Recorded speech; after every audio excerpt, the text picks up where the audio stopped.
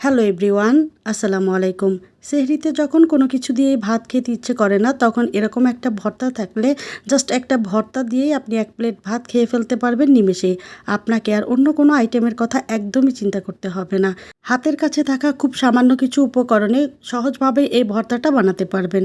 ভর্তাটা একবার বাসায় বানিয়ে খেলে বুঝতে পারবেন কাজে এবং কথায় কতটা মিল আছে। আশা করছি আমার আজকের রেসিপিটি আপনাদের কাছে বেশ ভালো লাগবে। তো চলেন আজকের মূল রেসিপিটি শুরু করি। এখানে আমি আধা কেজি মিষ্টি কুমড়া ছোট ছোট করে কেটে ভালোভাবে ধুয়ে পরিষ্কার করে নিয়েছি। একটু ছোট করে কেটে নিলে মিষ্টি কুমড়া খুব তাড়াতাড়ি সিদ্ধ হয়ে যাবে। তো এখন আমি চলে যাচ্ছি চুলায়। একটা কড়াইতে আমি দিয়ে দিচ্ছি পরিমাণ মতো সরিষার তেল। যে কোনো ধরনের ভর্তা সরিষার তেলে করলে খেতে বেশ ভালো লাগে। তেলটা যখন ভালোভাবে গরম হয়ে আসবে, তখন এর মধ্যে দিয়ে দিচ্ছি কেটে রাখা মিষ্টি কুমড়ো। তেলের সাথে মিষ্টি কুমড়ো খুব ভালোভাবে মিশিয়ে নিব। এরপরে এখানে দিয়ে দিচ্ছি পরিমাণ মতো লবণ। তারপরে দিয়ে দিলাম 1 চা চামচ লাল মরিচের গুঁড়া, দিচ্ছি 1 চা চামচের অল্প কম হলুদের গুঁড়া, এরপরে দিচ্ছি আধা চা চামচ ধনিয়ার গুঁড়া। মশলাগুলো খুব ভালোভাবে মিষ্টি কুমড়ার সাথে মিশিয়ে নিব। মিষ্টি কুমড়ার এই ভর্তাতে হলুদ আর মরিচের গুঁড়াটা ব্যবহার করলে কালারটা বেশ সুন্দর হয়। সব কিছু খুব ভালোভাবে মিশিয়ে নেওয়ার পরে ঢাকা দিয়ে সিদ্ধ করে নিব 5 থেকে 6 মিনিট। আর এই মুহূর্তে চুলার আঁচটাকে মিডিয়ামে রাখবো। অল্প সময়ের মধ্যেই মিষ্টি কুমড়া থেকে অনেকটা পানি বের হবে। আর এই 5-6 মিনিটের মধ্যে আমি বেশ কয়েকবার ঢাকনা খুলে নেড়েচেড়ে দিয়েছি। এতে সমস্ত মিষ্টি কুমড়া সমানভাবে সিদ্ধ হবে। 6 মিনিট পরে আমি এখানে একটা ছোট সাইজের পাকা টমেটো দিয়ে দিচ্ছি। আবারও ঢাকা দিয়ে অপেক্ষা করব মিষ্টি কুমড়া পুরোপুরি সিদ্ধ হয়ে আসা পর্যন্ত। মিষ্টি কুমড়া পুরোপুরি সিদ্ধ হতে আমার 10 মিনিট সময় লেগেছে।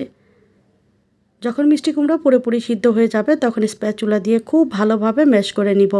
আমরা অনেকবারই মিষ্টি কুমড়া ভাপে বা পানিতে সিদ্ধ করে ভর্তা করে খেয়েছি, কিন্তু কখনো যদি এভাবে ভর্তাটা না করে খেয়ে থাকেন, একবার হলেও ট্রাই করবেন। বিশ্বাস করেন, এর স্বাদ মুখে লেগে থাকার মতো। খুব ভালোভাবে মিষ্টি কুমড়া ম্যাশ করে নেওয়ার পরে এর মধ্যে থাকা অতিরিক্ত পানি ভালোভাবে শুকিয়ে নিব। বারে বারে নেড়ে চেড়ে দিতে হবে যেন কোনোভাবেই কড়াইতে লেগে না যায়। মিষ্টি কুমড়াটা পুড়ে গেলে তখন কিন্তু এই ভর্তাটা খেতে ভালো লাগবে না। মিষ্টি কুমড়া খুব ভালোভাবে শুকানোর পরে অন্য একটা পাত্রে ট্রান্সফার করে নিচ্ছি। এখন কড়াইতে দিয়ে দিচ্ছি আরও খানিকটা সরিষার তেল, দিয়ে দিচ্ছি কয়েকটা শুকনো মরিচ। যেহেতু এখানে শুকনো মরিচের গুঁড়া ব্যবহার করেছি, তাই আমি ঝালের পরিমাণটা একটু কম করে দিয়েছি। ঝাল আপনারা আপনাদের পছন্দ অনুযায়ী বাড়িয়ে কমিয়ে দিতে পারেন। শুকনো মরিচগুলো তুলে নেওয়ার পরে কড়াইতে যে তেলটা আছে সেই তেলেই দিয়ে দিচ্ছি 2টা পেঁয়াজ কুচি। তারপরে দিয়ে দিচ্ছি 5-6 কোষ রসুন কুচি।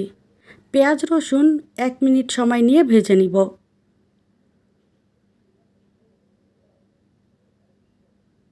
এখন এখানে দিয়ে দিচ্ছি আধা চা চামচ কালো জিরা। কালো জিরা প্রথমে দিয়ে দেব না, তাহলে এটা পুড়ে গিয়ে তিতা লাগতে পারে। এরপরে আমি পেঁয়াজ রসুন খুব ভালোভাবে বেরেস্তা করে নিব।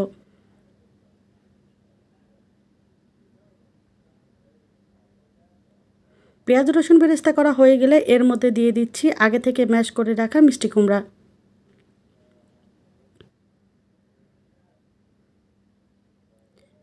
খুব ভালোভাবে পেঁয়াজ রসুন এবং তেলের সাথে মিষ্টি কুমড়া মিশিয়ে নিব আর ভেজে নিব 1 থেকে 2 মিনিট। এখন প্রথমে যে শুকনো মরিচগুলো ভেজে রেখেছিলাম সেগুলো ভেঙে এখানে দিয়ে দিচ্ছি।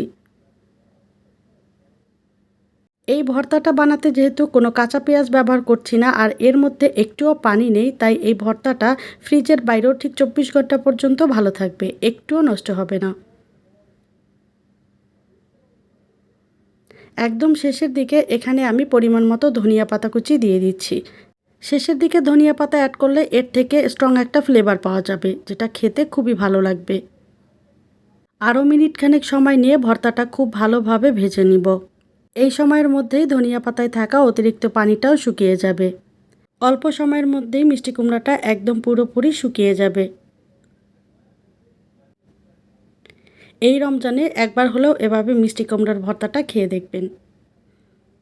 যখন খুব ভালোভাবে পানিটা শুকিয়ে যাবে তখন আপনার পছন্দ মতো পরিবেশন করে নিতে পারেন। আশা করি আমার আজকের রেসিপিটি আপনাদের কাছে বেশ ভালো লেগেছে। যদি ভালো লাগে তবে লাইক, কমেন্ট এবং শেয়ার করে দিতে ভুলবেন না প্লিজ। যে সকল নতুন ভিউয়ার্সরা আজ প্রথমবার আমার রেসিপিটি দেখছেন, ভালো লাগলে চ্যানেলটি সাবস্ক্রাইব করে পাশে থাকা বেল আইকনের অল অপশনটি সেট করে রাখতে পারেন। এতে করে আপনারা আমার আপলোডকৃত সকল ভিডিওর সাথে সাথে পেয়ে যাবেন। দেখা হবে পরবর্তী রেসিপিতে। ততক্ষণ পর্যন্ত ভালো থাকবেন। আল্লাহ হাফিজ।